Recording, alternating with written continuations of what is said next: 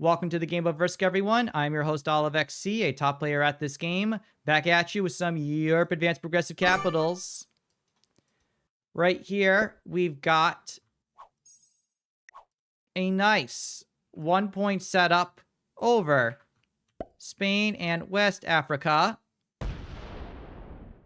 I could have capped here, but I figured it would have created problems with players behind me. No reason to be going crazy at all. So you don't think that's a good time, Miser family? I could try doing it December 27th and 28th. That might be easier because that's a weekend. It'll be after Christmas. It's always an end of year thing for me because that's when I'm off from work. And that way I have a time to fully focus and do that activity. Blue, by the way, did not finish off the Spain bonus. They do not have the power of Spain, like the same way that I have the power of Spain.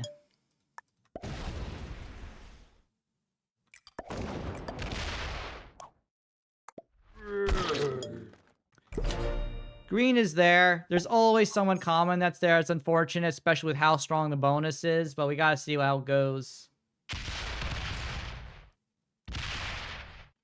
Well, it depends, man. Different people do different things. Some people like to watch during work. Some people don't like to. It all depends on what their value is and like what's important to them. And just so you know, guys, again, this is a little bit of a new change. SMG had a really nice update for Risk. They have new types of game modes. I am playing on the Exponential, game mode. Looks like, by the way, Green attacked, Blue attacked Morocco and Portugal. We're going to see on the next turn, does Green attack or not? If Green does decide to attack, might be a little tough for us, but it does also mean that their capital, will get blocked. We'll see. Depends how much they want to push. If they stay good to us, we'll stay, good to them.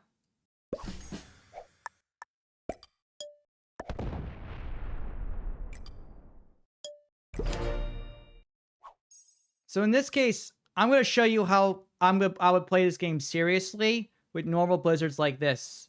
Well, Miser family, this is my grinding account. Most of the gaming that I do, unless it's a tournament game, is streaming, right? This account is naturally at around master level with me leaving some games because I'm bored, playing and doing stupid stuff, and purposefully trying to create entertaining games rather than always trying to win games, right? It's a testament to my overall player ability. So, sometimes the account gets to Grandmaster by accident. Sometimes it shoots all the way down to beginner if I get to a cold streak. I don't really care. Sometimes people even snipe me on this. Back in the old days, I would get constantly blocked. Constantly. Yeah, so now Blue is going to finish going through the bottom of the board. They might be invading, someone else. We know Black is, back here. Green, Blue. Orange was getting 6, so Orange was back here in Russia, but they have not taken it over. The last one is Purple. Purple has 9, so Purple is either here or here. Yep, that is happening right now. People are not playing because of these bugs. It's really unfortunate. A lot of people are going to wait for the patch to happen, and some of the more casual players aren't going to come back. The way that I think about it is that this is like an IT department thing where like people who test and bugs for I've worked with IT before. Normally when you put in new changes, you have a user interface UAT based off of the results of that user acceptance testing for new changes. Once you verify those changes, you then do something called promote to production or P2P.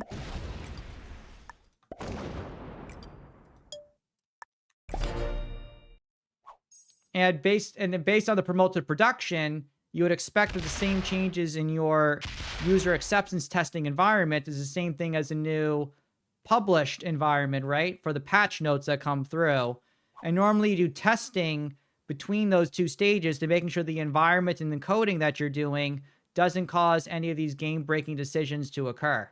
Because the way that I see it with these is that like SMG is just a smaller company. They don't have as rigorous people to like to do like the back end patch notes stuff, and the stuff gets missed, right? It's just, they can't afford like the 5, 10 people, probably 1 or 2 people whose whole job it is to watch this stuff and make sure it's running smoothly. It's nothing. They just need like to double their revenue base to be able to afford the employees to handle that type of stuff.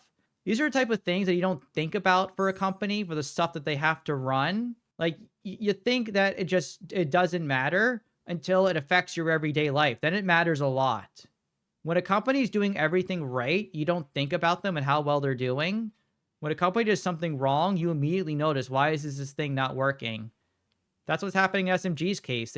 They're missing a critical function, and it's just the fact that it keeps happening over and over again. It's just hard for them to fix it, and it's just something that we have to work through as a community to continue to try to grow the game. Once SMG makes these emergency patches and they stabilize, these changes that they have, like these awesome new emotes that they gave me that show off, like, by the way, like these patches of all these like strategic updates, this is so, so good. I love this stuff. Like, I really think this is going to be a required buy that you have to do.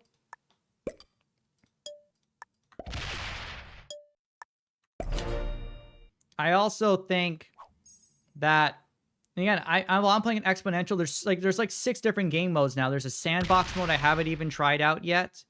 There is so much good stuff with this game that's going to be coming out. And the fact that we are all a part of this and watching this is just an amazing, amazing time for Risk.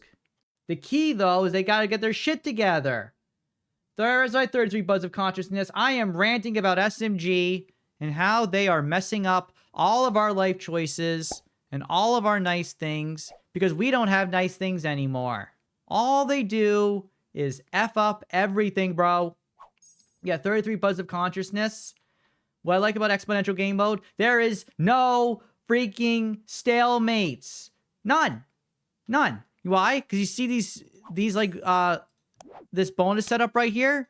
It starts out low, 5, 7, 10, first trade-in, but then it goes up to like 33, 55, 88, 111, 150. When your like 10th trade-in is 150, you just freaking everything. It just goes absolutely insane. You cannot, in any sense of capacity, say there's a stalemate on these settings. Yeah, SMG does all the mess ups in the flipping world, but you know what? They made a darn good game. They are innovating, they are growing, and oh my gosh, Black trades in early just to hit the orange player. That is hilarious. They are the last player on the list. And now not only are they likely to be getting the last trade-in, they're now going to be getting, they're going to die. They're absolutely going to die because everyone else is getting the second round of trade-ins before them. Black just had to suck it up, take a card, and pass, and survive. Like, bro, if you're seriously scared of stalemates, don't be. Exponential game mode is where everything is at. So I don't care if SMG is dropping the dude and stopping the stink and messing up the patches, because they'll hotfix it. Give it a week or two. This stuff is going to be crazy. And there's your rant time, bro. I hope you're enjoying it right now. And you can, getting into this game now, because you can see how I'm playing it. I'm all focused on survival. Green's also playing it right. He and I are taking bonuses, stacking really hard on capital, and focusing on overall survival. If we can survive to the ultra big trade-ins coming up, we can do so much. Because look, because right now you think it's like 17. You think it's 23 is going to be absolutely crazy. Bro, it's about to be getting like even crazier.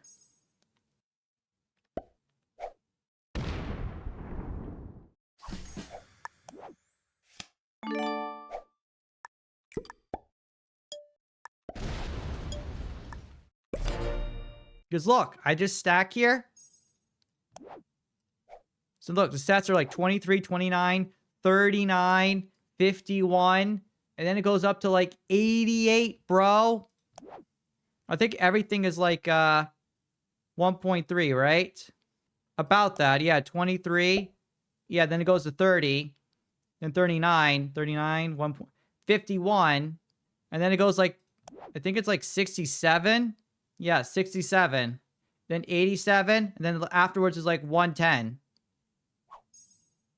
113, and then it goes to 150. It's just 1.3 times rather than like +5 is absolutely insane. There might be other versions where like set bonuses are like on 10 or something instead, where things can work out. Like, that's also pretty cool. It looks like blue may have card skipped from before. And now purple again, trading in. This is when the mistakes happen. You notice I'm just saving. Like, green's playing this great. I think even better than me. They're taking cards. They're saving on capital. They're waiting for a large trade-in. And then they're going to go and execute, right? The way that they're growing. And they don't even knock out blue. They just literally traded in anger and gave up. All I've been doing this game is just saving. I'm going to wait for a big trade-in and then I go.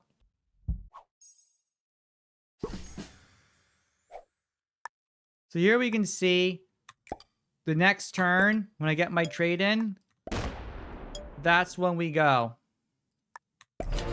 We have a 91 on capital. Black now trades in. We have our trade in. And now this is where the trade-ins get huge and we have to start thinking about what we want to do. Because right now, orange is getting blasted. But if you watch leader, it's staying 1 out of 6. Black is now traded in early, twice in a row, going hard into the orange player. However, orange is not dead. So if orange has a trade-in, we're okay. If orange does not have a trade-in, green can kill them, and then they can probably swallow up this whole game. Thankfully, they do have a trade-in. So black did not play this game well. People just traded in like crazy, seeing that big number and hunting for it. I'm hunting for the biggest number possible for myself right now. And the key is going to be, what does blue do like with their trade-in? Because if blue goes for the trade-in, which is a 67, and then green gets a trade of an 88, could they just kill me regardless of all the saving that I have done? Because it used to be if you get a kill, you get a trade-in. Unless you have like double the, you can like, unless the person's cap is there, like it's just not worth it at all. Here's like, if you get a kill, you get like an ultra even bigger trade-in. You can just chain all the kills right away. So technically, blue is last in the order through all of this. Yeah, now blue trades in. But I don't think they can kill me. I have 190 troops on capital. But green's going to go for another kill. They're either going to go for the blue player. They're going for orange. Okay. We're going to try to kill the orange player. That will guarantee a trade-in for them. If they can chain purple into it, they get the game, I think, with a double trade-in. No, they don't. Okay, so we trade in now, and we try to kill orange.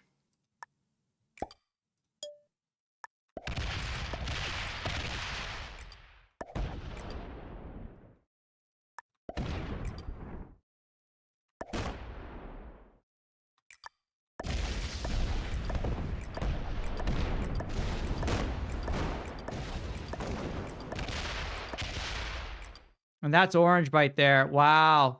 They guarded it. They guarded it. That's an advanced technique right there. They guarded the kill. They put the whole stack down Sevastopol knowing that I would go for it. That is beautiful of the green player to be doing that. That's beautiful because now green can kill the orange player, get the 115 trade in, and then just like look to take the whole game. Unless blue goes in right now and does something. That was beautiful. I didn't even like possibly see that as an option. You have to be careful about kills, but yeah, green was better than I thought. Like, I know they were open, but the fact they had that good mechanics is quite scary. It's not over yet, but it is a little disconcerting. Like, let's see what blue does. Like, they trade in the 150, and then green will get the 150 trade in.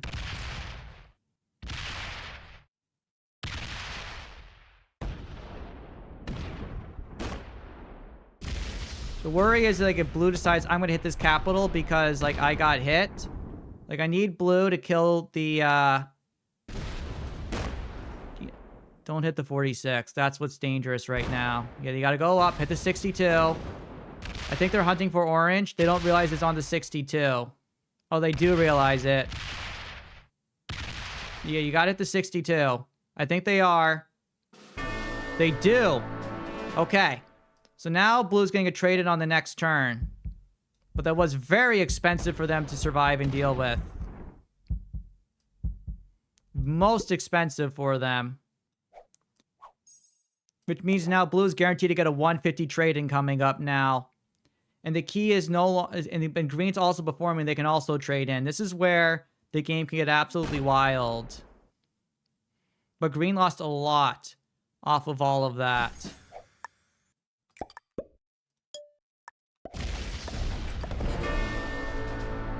In this case, even getting one card is so important here.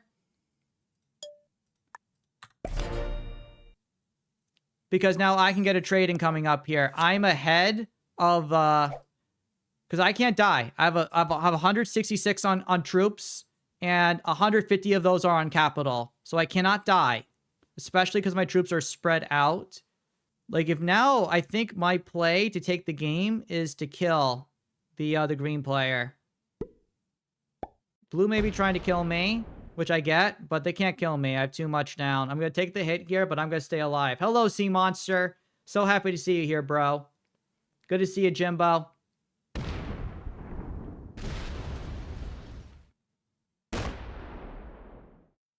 And blue opened me up. Green gets 10. So blue should have, but green trades in here.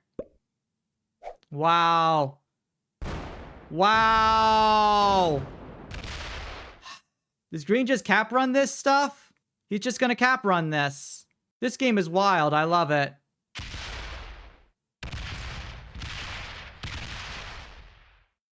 Because I can't die here. I have to, unless they have another attack.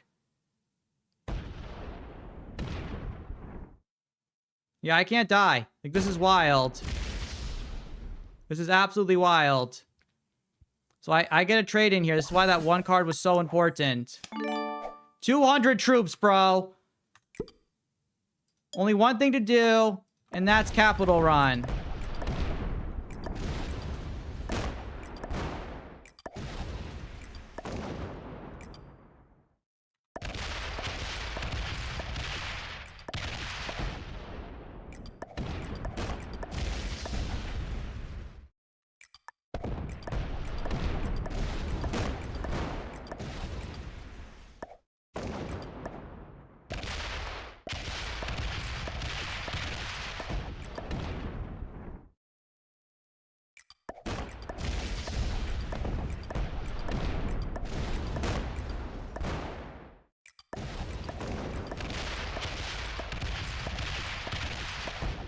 And there we go. Wild stuff. Brutal bugs, I agree, but oh my gosh. This is OliveXC signing off.